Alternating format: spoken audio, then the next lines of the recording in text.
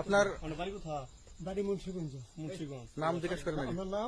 আমার নাম বিচারপতি শামসুদ্দিন চৌধুরী মানিক। বিচারপতি শামসুদ্দিন মানিক কে?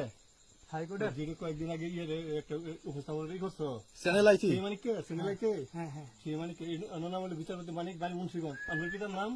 পিতার নাম মরহুম আব্দুল হাকিম চৌধুরী। আব্দুল হাকিম চৌধুরী। গুড। জি। আপনি এই যে পালাইতেছেন কেন বলেন? ভয়ে পালাইতেছি। কার বইয়ে?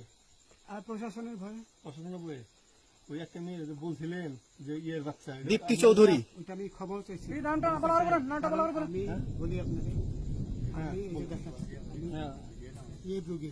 কিসের? আমি তো কত রুগী নেই, মিডিয়াতে তো খুব সুন্দর। আচ্ছা আচ্ছা শোনেন, একটু স্লো। আপনার কাছে এই মুহূর্তে এরা যখন ধরছে আমাদের প্রতিনিধি কি কি ছিল সাথে?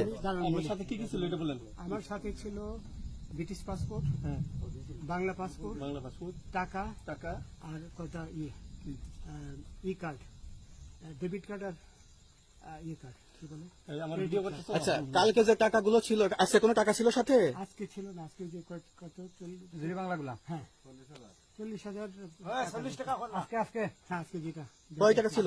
বেকানি এই বেতন হয়, ওই বেতন হয়, 40,000 টাকা ছিল। কালকে যে দুজন টাকা নিছে ওদের কাছে কত টাকা ছিল? এই দামান নিচে ধরেন 60-70 মতো 60-70 লাখ। আচ্ছা 60-70 লাখ।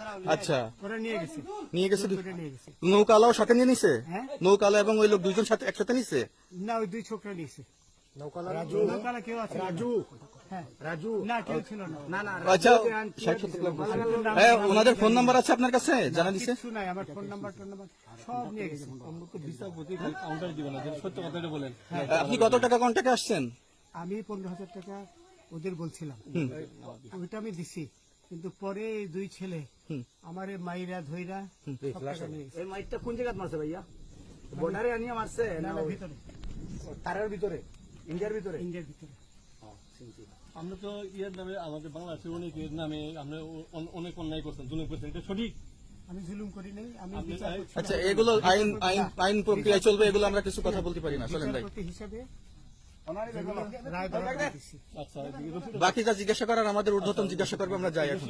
রসিদ